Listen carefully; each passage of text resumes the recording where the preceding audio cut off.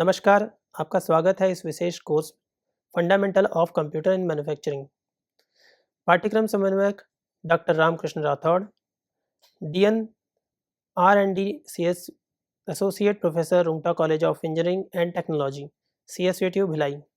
Professor Samarth P Saxena, assistant professor UTD CSVTU Bhilai. Akash Kumar Urkude, graduate engineer training, MSME technology centre Durg. सीखने के उद्देश्य। आज के इस लेक्चर में हम कुछ महत्वपूर्ण उद्देश्यों को कवर करेंगे जो एनसीव्यूअर और एनसी कोड के बुनियादी ज्ञान को समझने में आपकी मदद करेंगे। पहला उद्देश्य है एनसीव्यूअर और एनसी कोड का परिचय। सबसे पहले हम समझेंगे कि एनसीव्यूअर क्या है और यह कैसे काम करता है। इसके साथ ही हम एनसी कोड का महत्व और इसे कैसे इस्तेमाल किया जाता है इस पर चर्चा करेंगे। दूसरा उद्देश्य है एनसी कोड की जो संरचना है उसको समझना। एनसी कोड की जो संरचना है उसे जानना जरूरी है क्योंकि इसमें कई कोड्स होते हैं जो सीएनसी मशीनों के कामकाज को नियंत्रित करते हैं। तीसरा, हम जी कोड्स और एम कोड्स की बुनियादी जानकारी लेंगे। जी कोड्स मशीन की मूवमेंट को और पोजीशंस को नियंत्रित करता है, जबकि एम कोड मशीन की सहायता और क्रियाओं को संभालने और इन कोड्स को समझने में आपकी एनसी कोड को बेहतर करने के लिए, कह सकते हैं उसे पढ़ने लिखने के लिए जो एम कोड है वो सहायक होता है। चौथा उद्देश्य है एनसीव्यूअर का उपयोग करके हम कोड की व्याख्या कर सकते हैं। हम जानेंगे कि एनसीव्यूअर के जरिए कोड को कैसे लोड और व्याख्या करें, जिससे आप कोड को बेहतर तरीके से समझें। इसके बाद है पांचवा, हम एनसीव्यूअर के इंटरफेस का परिचय लेंगे। हम देखेंगे कि एनसीव्यूअर का इंटरफेस कैसा होता है और इसके विभिन्न टूल्स और फीचर कैसे काम करते हैं, ताकि आप कोड को आसानी से देख और विश्लेषण कर सकें। अंत में छठा उद्देश्य है एनसीव्यूअर के जरिए सिमुलेशन और विजुअलाइजेशन करना। हम समझेंगे कि कैसे एनसीव्यूअर का उपयोग करके आप सिमुलेशन और विजुअलाइजेशन कर सकते हैं, जिससे कोड की त्रुटि को समय रहते आप पकड़ भी सकते हैं, उसे सुधार भी सकते हैं। आज हम एनसीव्यूअर के बारे में जानेंगे, जो कि एक महत्वपूर्ण टूल है। सबसे पहले आइए समझते हैं एनसीव्यूअर क्या है।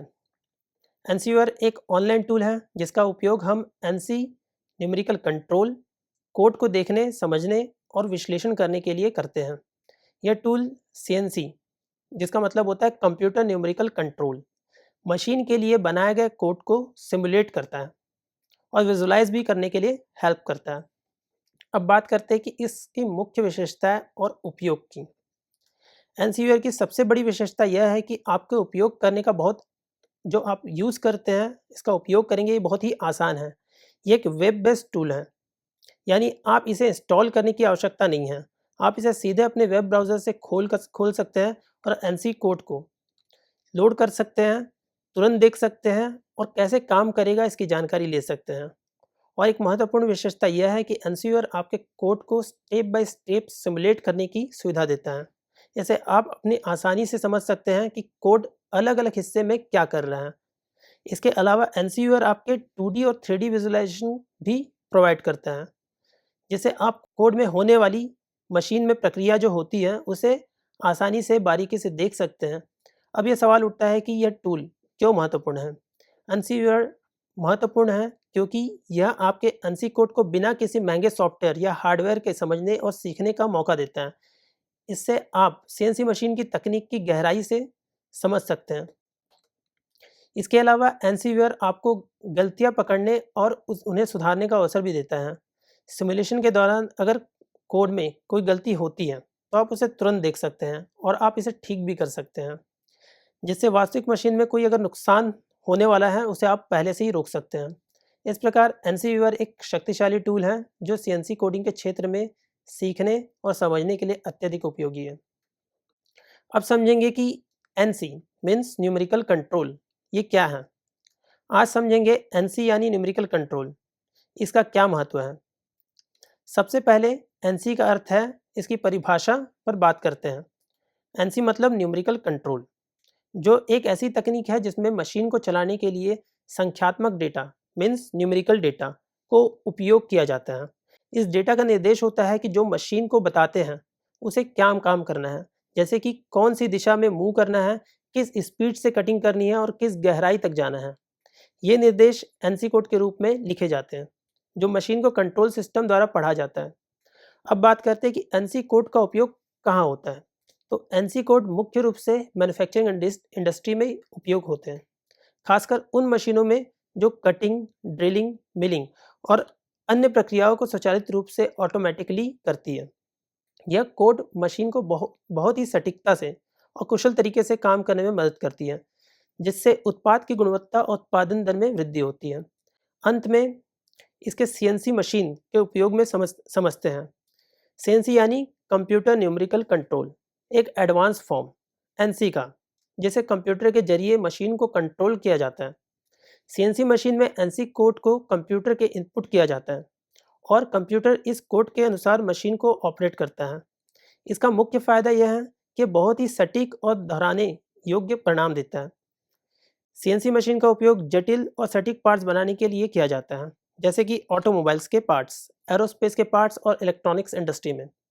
इस तरह आप एनसी यानी न्यूमेरिकल कंट्रोल को मैन्युफैक्चरिंग की प्रक्रिया के थ्रू ऑटोमेट करने और उत्पाद की गुणवत्ता सुधारने में भी इसका उपयोग में ला सकते हैं और इसकी बहुत महत्वपूर्ण भूमिका होती है। एनसी कोड की संरचना। तो अब हम देखेंगे कि समझेंगे कि एनसी कोड की संरचना क्या होती है और इसे कैसे लिखा जाता है। सबसे पहले आइए जानते हैं कि एनसी कोड कैसे लिखा जाता है। एनसी कोड एक प्रोग्राम की तरह होता है, जिसे विशेष रूप से सीएनसी मशीनों को चलाने के लिए बनाया जाता है। इसे लिखने के लिए निश्चित रूप से संरचना का पालन किया जाता है। एनसी कोड की प्रत्येक लाइन को ब्लॉक कहते हैं और यह ब्लॉक एक और अधिक इंस्ट्रक्शन होते हैं जो मशीन को बताते हैं कि क्या करना है। अब बात करते हैं कि एनसी कोड के विभिन्न घटकों की। एनसी कोड के मुख्यतः 3 प्रकार के कोड्स होते हैं: जी कोड, एम कोड और अन्य स्पेशल कोड्स। देखते हैं जी कोड क्या होता है। तो जी कोड एक ज्यामितीय कोड है, ज्योमेट्रिकल मूवमेंट। ये जी कोड से आप समझिए कि ज्योमेट्रिकल मूवमेंट जी। तो उदाहरण के लिए G01 ये एक कोड है मशीन का, जो कि सीधी रेखा में मूव करने के लिए कटिंग टूल को इंस्ट्रक्शन देता है। दूसरा है एम कोड, इसको हम मशीन कोड भी कह सकते हैं। इसकी सहायता से हम लोग मशीन को नियंत्रित करते हैं, जैसे स्पिंडल चालू करना है, स्पिंडल को बंद करना है। एक M03 ये स्पिंडल चालू करने के लिए ये कोड का उपयोग किया जाता है। जैसे M03 का हम लोग उपयोग करेंगे तो मतलब ये जो कोड है इंस्ट्रक्शन दे रहा है मशीन को कि किस तरह से क्लॉकवाइज डायरेक्शन में स्पिंडल को घूमना है। वैसे ही है एफ कोड, ये कोड फीड रेट को नियंत्रित करता है, यानी मशीन की फीड कितनी होगी। एस कोड, अगर एस को देखेंगे एक वर्ड है, तो ये एस कोड जो है स्पिंडल की सेट करता है कि उसका आरपीएम कितना होगा। अब इसे एक उदाहरण के साथ समझेंगे। मान लीजिए हमें एक ड्रिलिंग ऑपरेशन करना है। इसका एनसी कोड कुछ इस प्रकार हो सकता है: N10 G00 X0 Y0। ये कोड है जिसमें हम लोग सबसे पहले तो हम लोग 00 पोजीशन पे लेके जा रहे हैं हमारे टूल को, या फिर N20 G01 Z-10 F100 means 100 की फीड में हम लोग लेके जा रहे हैं हमारे ड्रिलिंग टूल को, जिसमें Z10 तक जाना है। मीन्स Z-10 दिया है, इसका मतलब हमें 10 डेप्थ तक, जो मटेरियल है उसकी डेप्थ हमें 10th तक ड्रिल करना है। तो ये सारे कोड हम लोग यूज़ कर सकते हैं। इसके अलावा M03 S500 ये जो कोड है 500 आरपीएम में हमें स्पिंडल को चलाना है। जैसे कि मैंने पहले बताया था, M03 मतलब स्पिंडल को ऑन करने के लिए क्लॉकवाइज डायरेक्शन में, और S जो है उसका आरपीएम सेट कर रहा है। तो ये 500 आरपीएम में हमारे स्पिंडल को चला रहा है। इसके अलावा G01 Z-50 मतलब इस बार भी जो टूल है ये कटिंग ऑपरेशन परफॉर्म करते हुए -50 तक डेप्थ ले रहा है एक मटेरियल के अंदर। ये ड्रिलिंग का एक ऑपरेशन कह सकते हैं। इसी तरह M05 N50 M05 दिया हुआ है, जो कि स्पिंडल को बंद करने के लिए उपयोग में आता है। N60 G00 Z0 means tool को वापस लेके आना है जेड के 0 पोजीशन पे। तो इस कोड का हम लोग उपयोग करते हैं। इसके अलावा N70 M30 प्रोग्राम का अंत है। इस उदाहरण में आप लोगों ने देखा कि N70 जिसमें N का उपयोग नंबर के लिए किया जाता है, मतलब कौन सा ब्लॉक है, ब्लॉक नंबर N से डिनोट किया जाता है। इस तरह हम लोग इंस्ट्रक्शन जो है मशीन को प्रोवाइड करते हैं, जो कि एक विशेष कार्य करने के लिए निर्देशित करता है। इस तरह से एनसी कोड की संरचना को समझना बेहद महत्वपूर्ण है, क्योंकि यह मशीन के सही और सटीक ऑपरेशन के लिए जरूरी है। जी कोड का परिचय। अब हम देखेंगे जी कोड के बारे में। पहला सवाल कि जी कोड क्या है। जी कोड एक प्रकार से इंस्ट्रक्शन होता है जो मशीन को बताता है कि उसे किस तरह से मूवमेंट करना है। यह कोड मशीन के निर्देश देता है कि वह किस दिशा में मूव करेगी, कितनी तेजी से मूव करेगी और किस प्रकार ऑपरेशन करेगी, जैसे कि कटिंग, ड्रिलिंग और मिलिंग ऑपरेशंस हैं। ये जी कोड के थ्रू ही इसको संचालित किया जाता है। जी कोड मीन्स ज्योमेट्रिकल कोड्स, इस नाम से इसको लिया गया है क्योंकि ये ज़्यादातर ज्योमेट्री मूवमेंट को नियंत्रित करता है। अब बात करते हैं जी कोड के उपयोग और उसके प्रकार की। जी कोड का उपयोग CNC computer numerical control machine में किया जाता है, जो कि विभिन्न प्रकार के मैन्युफैक्चरिंग ऑपरेशन ऑटोमेटिकली अंजाम देता है। जी कोड्स का उपयोग करने के मुख्य उद्देश्य मशीन के प्रोग्राम करना है और उसके मूवमेंट कंट्रोल करना है। जी कोड कई प्रकार के होते हैं जिसमें से कुछ सामान्य हैं। G00 यह कोड मशीन को रैपिड मूवमेंट करने का निर्देश देता है। यानी अगर G0 का हम लोग यूज़ कर रहे हैं तो किसी भी कटिंग ऑपरेशन में मशीन को एक पॉइंट से दूसरे पॉइंट तक तेज़ी से मूव कराना है, तब हम इस कोड का यूज़ करते हैं G00। नेक्स्ट है हमारा G01। यह कोड मशीन को एक सीधी लाइन में मूवमेंट करने के लिए कहता है। आमतौर पर ये कटिंग ऑपरेशन करने के लिए इस कोड का उपयोग किया जाता है। इसके बाद है G02 और G03। ये कोड मशीन को सर्कुलर मूवमेंट करने के लिए निर्देशित करते हैं। G02 क्लॉकवाइज मूवमेंट के लिए और G03 काउंटर क्लॉकवाइज मूवमेंट के लिए उपयोग में होता है।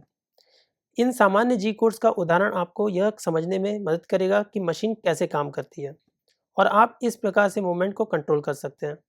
जी कोड का सही उपयोग मशीन का ऑपरेशन को सटीक और कुशल बनाना है, जिससे उत्पाद की गुणवत्ता सुधार की जा सकती है। इस प्रकार जी कोड सीएनसी मशीन का एक बुनियादी हिस्सा है जो मशीन के मूवमेंट को निर्देशित करने में सहायक होता है। एम कोड का परिचय। अब हम ये देखेंगे कि एम कोड क्या होता है। एम कोड क्या है कि ये एक मशीन के ऑक्सिलरी सहायक फंक्शन है। ये जितने भी ऑक्सिलरी एक्शंस होते हैं मशीन्स के, उनको कंट्रोल करने का काम जो है वो एम कोड करता है। एम कोड को हम दूसरी भाषा में मशीन कोड भी कहते हैं। मशीन कोड मीन्स मशीन की जितनी भी दूसरी क्रियाएं हो रही है उन सबको कंट्रोल करने का जो काम कर रहा है ये एम कोड ही कर रहा है। उदाहरण के लिए किसी स्पिंडल को चालू करना है, तो स्पिंडल को चालू करना है तो हम उसमें एम कोड का यूज़ करते हैं, M03 M04। तो ये M03 M04 ये मशीन को चालू करने के लिए मीन्स एक स्पिंडल को चालू करने के लिए इस कोड का यूज़ किया है। अब अगर कूलेंट को फ्लो कराना है, क्योंकि एक सहायक फंक्शन है, कूलेंट हमारा डायरेक्टली इसमें इफेक्ट नहीं कर रहा है, मतलब जो कटिंग ऑपरेशन हमें परफॉर्म करना है एक सीएनसी मशीन में, उसको डायरेक्टली अफेक्ट नहीं कर रहा है, वो सीधा मशीन के थ्रू किया जाने वाला एक सहायक काम है। तो उसे फंक्शन करने के लिए यहाँ पे M07 जो कि एक कूलेंट फ्लो करने के लिए इस कोड का हम लोग यूज़ करते हैं। अब टूल चेंज करने के लिए जैसे कि M06 ये कोड भी यूज़ किया जाता है, कुछ मशीनों में M45 का भी यूज़ किया जाता है। तो इस तरीके से हम लोग एम कोड का उपयोग करते हैं। अब बात करते हैं एम कोड के उपयोग किस प्रकार से हम लोग कर सकते हैं। मुख्य उद्देश्य तो हमारा मशीन और उसके फंक्शन को नियंत्रित करना है, जो कि मूवमेंट से सीधे जुड़े नहीं होते। ये कोड मशीन की प्रक्रिया को अधिक सुचारू और सुरक्षित बनाते हैं। एम कोड अक्सर मिस्केलिनियस फंक्शन कोड भी कहा जाता है, क्योंकि मशीन के विभिन्न सहायक कार्यों को नियंत्रित करते हैं। एम कोड्स कई प्रकार के होते हैं और इनका उपयोग मशीनिंग के दौरान विभिन्न क्रियाओं के लिए किया जाता है। उदाहरण के लिए M03 जैसे मैंने आपको बताया था स्पिंडल चालू करने के लिए, M05 स्पिंडल को बंद करने के लिए, और इसी तरह से M07 M08 ये कूलेंट को शुरू करने के लिए ये कोड यूज़ किए जा रहे हैं, और M09 कूलेंट को बंद करने के लिए M09 का यूज़ किया जा रहा है। अब कुछ सामान्य एम कोड के बारे में हम उदाहरण देखते हैं। ठीक है, तो M03 जैसे कि मैंने पहले बताया था स्पिंडल को चालू करना, पर ये किस दिशा में चालू कर रहा है, तो M03 जो है ये स्पिंडल को क्लॉकवाइज डायरेक्शन में शुरू कर रहा है। मतलब क्लॉकवाइज डायरेक्शन में हमारा स्पिंडल घूमेगा। जितना हम आरपीएम सेट करेंगे वो S500 जो मैंने पहले एग्जांपल में बताया था, S500 S700 इस तरीके से हम लोग उसका आरपीएम भी इसमें डाल सकते हैं, जिसके लिए अलग से हमें S का यूज़ करना पड़ेगा, मीन्स आरपीएम। तो M03 जो कोड है वो एक क्लॉकवाइज डायरेक्शन के लिए जो स्पिंडल का मूवमेंट है वो शो करता है। इसी तरह जो है M04 ये काउंटर क्लॉकवाइज डायरेक्शन में जो स्पिंडल का मूवमेंट है उसे दिखाने के लिए M04 का यूज़ किया जाता है। अगर ये स्पिंडल को चालू कर दिया तो अब स्पिंडल को बंद भी करना हमारा काम है। तो स्पिंडल को बंद करने के लिए यहाँ पे हम लोग कोड यूज़ करेंगे M05, ये स्पिंडल को बंद कर देता है। इसके बाद है M06, ये कोड है टूल को चेंज करने के लिए, यानी मशीन को एक नया टूल लगाने के लिए इस कोड का यूज़ किया जाता है। कोई भी हमें नया टूल चेंज करना है, नया ऑपरेशंस आ गया या फिर कहीं ड्रिल करना है, पहले हम लोग कटिंग ऑपरेशन परफॉर्म कर रहे थे लाइक फेसिंग, उसके लिए हम रफिंग टूल का यूज़ कर रहे थे। बट अब हमें ड्रिलिंग ऑपरेशन परफॉर्म करना है, तो ड्रिलिंग ऑपरेशन के लिए हमें टूल को चेंज करना होगा मशीन में।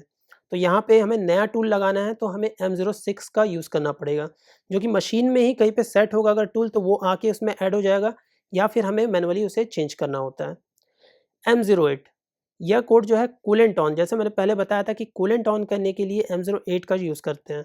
खासकर हम लोग जो कूलेंट यूज़ करते हैं वो किस लिए यूज़ करते हैं, इसका एक कॉन्सेप्ट है कि हम लोग जितनी भी कटिंग ऑपरेशन परफॉर्म कर रहे हैं वहाँ पे टेम्परेचर राइज़ होता है।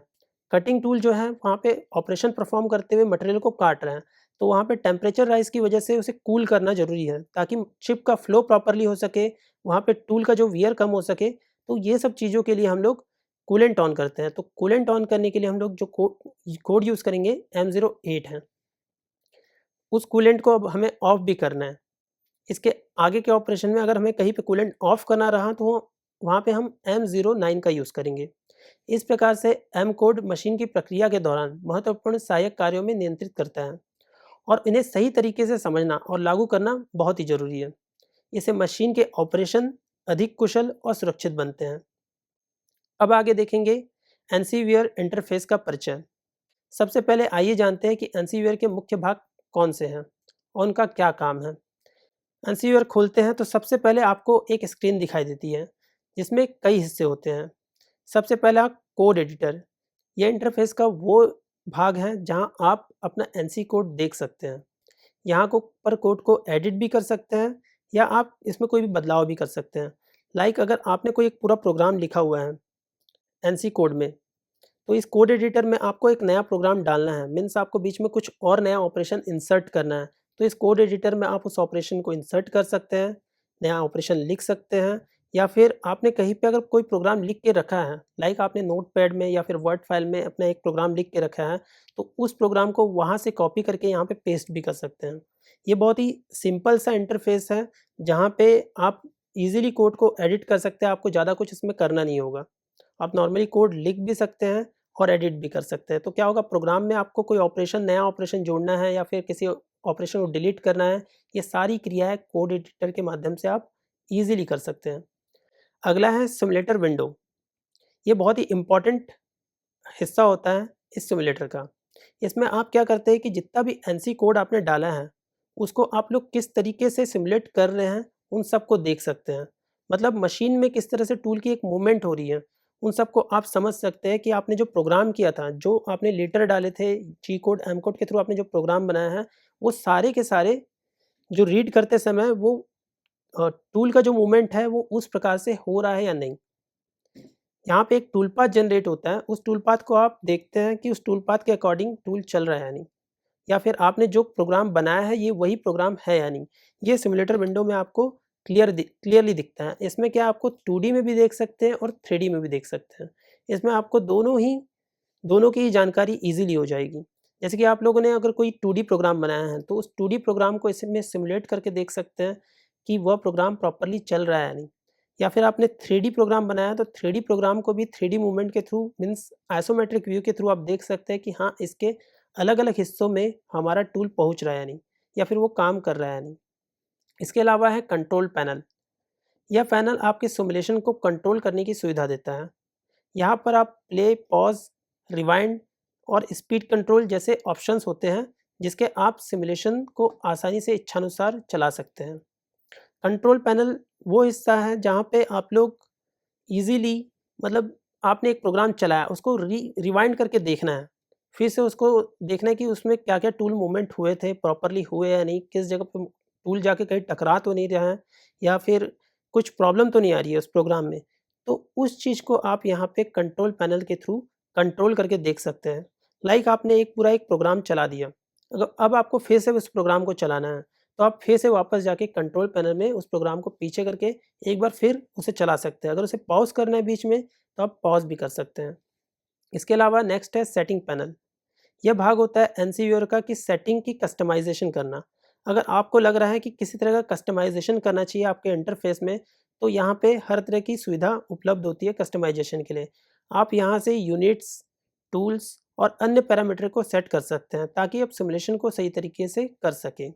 लाइक आपने मान के चलिए आपने यूनिट सेट करके रखी है इंच में और आपको अगर उसे चेंज करके देखना है एमएम में, तो यहाँ पे आप उसके यूनिट चेंज कर सकते हैं।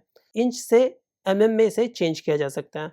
अगर आपने यहाँ पे कोई टूल सेलेक्ट कर रखा है पहले से, कोई फेसिंग टूल है या फिर रफिंग टूल है, तो आप इसे कंट्रोल करके चेंज कर सकते हैं ड्रिलिंग टूल में या फिर आपके ऑपरेशन के अकॉर्डिंग जो भी आपको टूल आपने पैरामीटर लिए हैं, टूल्स लिए हैं, वो आप चेंज करके इसमें ला सकते हैं।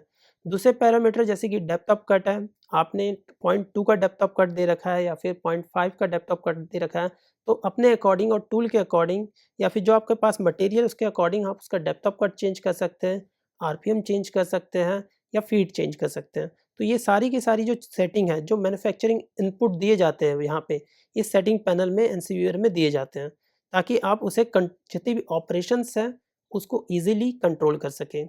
नेक्स्ट है, अब बात करते हैं एनसीवीआर का उपयोग किस तरह से किया जाता है। सबसे पहले आप एनसी कोड के कोड एडिटर में सबसे पहले जाते हैं और वहाँ पे प्रोग्राम को लोड करते हैं।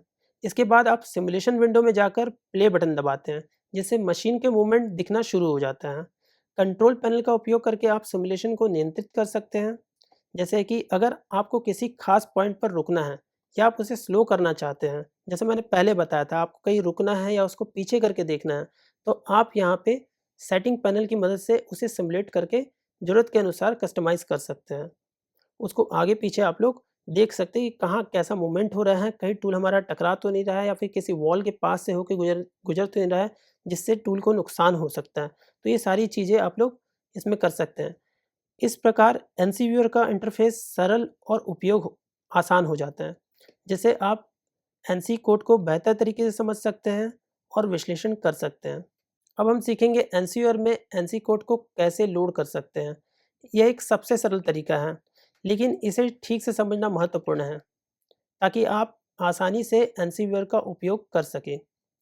सबसे पहले जब आप एनसीवीआर खोलते हैं, तो आपको एक इंटरफ़ेस दिखाई देगा। यहाँ पर आपको अपना एनसी कोड लोड करना है, फ़ाइल लोड करना। सबसे पहले इंटरफ़ेस पर जाएँ और ओपन या लोड जी कोड बटन को ढूँढें। इस बटन पर क्लिक करें, फ़ाइल सिलेक्ट करें। बटन पर क्लिक करने के बाद आपके सामने एक डायलॉग बॉक्स खुलेगा, जिससे आप अपने कंप्यूटर की फ़ाइलें देख सकते हैं और यहाँ से आप वह एनसी कोड फ़ाइल चुन सकते हैं, जिसे आपको लोड करना है।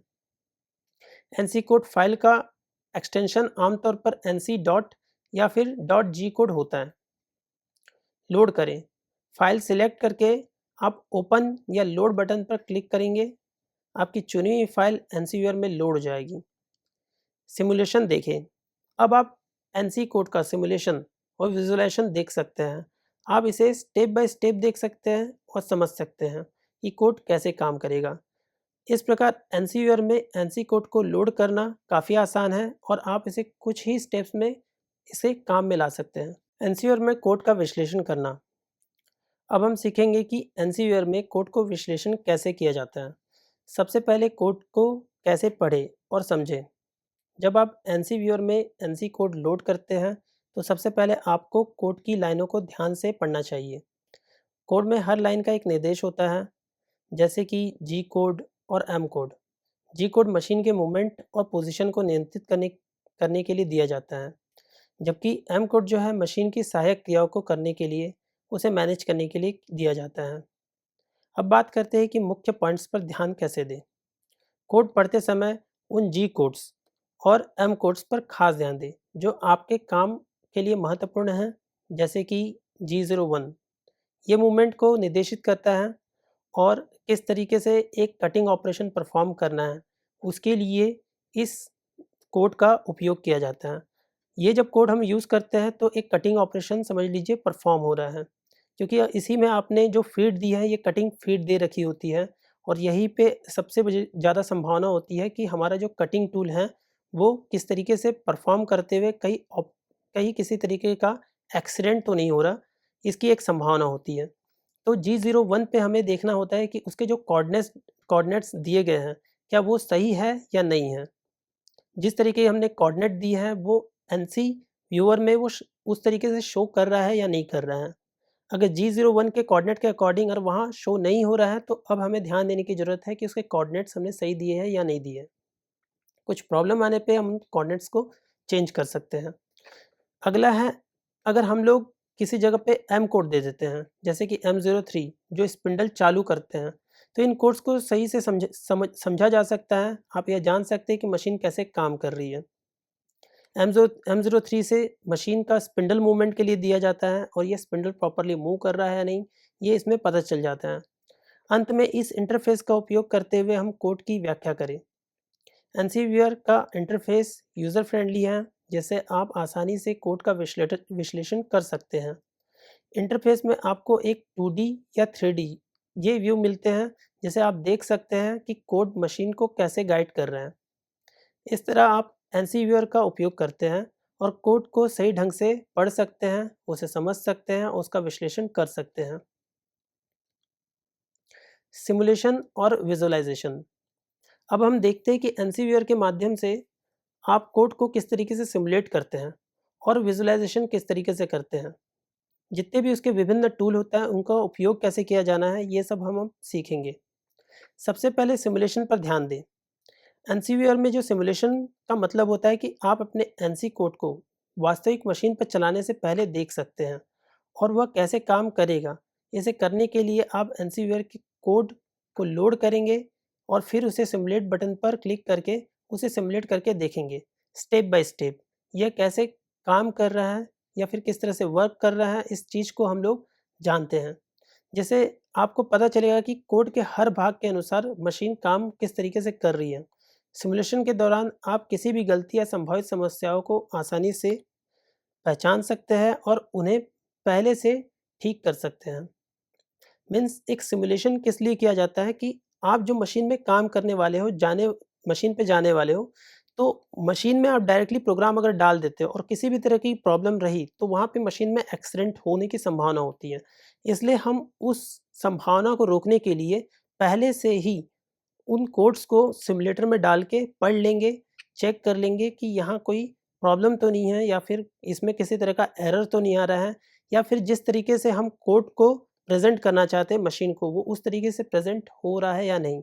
इस बात को हम पहले से समझ जाते हैं एनसीवीआर के माध्यम से। अगर हमारे सारे कोड ओके हैं, तो हम मशीन पे जाके उस कोड को लोड कर सकते हैं। यहाँ पे सिमुलेटर हमें एक तरह से सहायता कर रहा है कि हम किस तरीके से हम प्रोग्राम को सीख सकते हैं, उसके एरर को एलिमिनेट कर सकते हैं।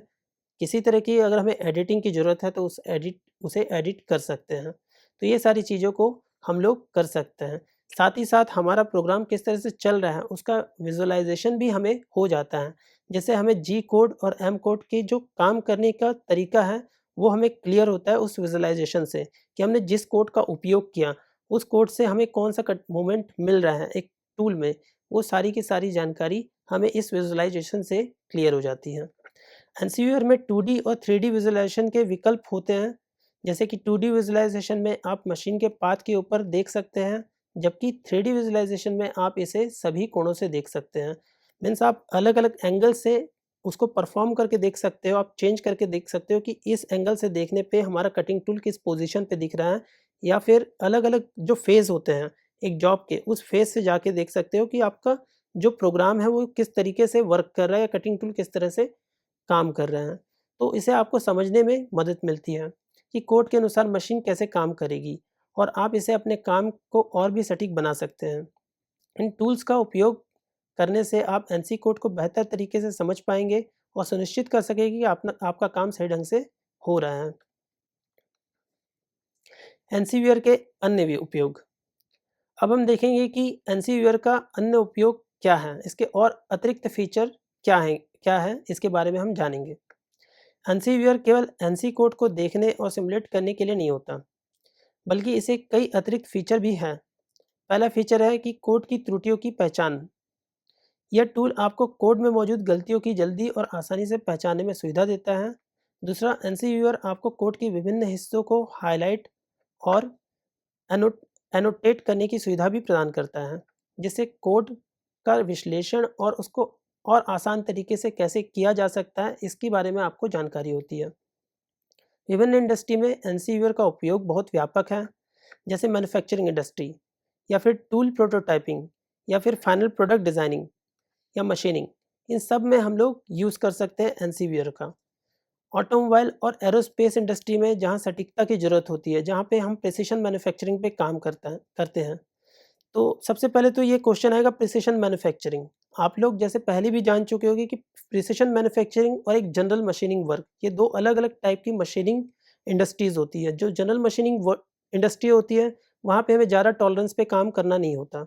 वहाँ पे हम कम अगर टॉलरेंस को अगर इग्नोर भी कर दें या फिर एक ओपन टॉलरेंस में भी काम करें, तो भी वहाँ पे ईज़िली काम हो सकता है। बट एक प्रिसिशन मैन्युफैक्चरिंग में अगर जाएँगे, तो ये फ़ील्ड आते हैं एरोस्पेस इंडस्ट्री या फिर ऑटोमोबाइल इंडस्ट्री।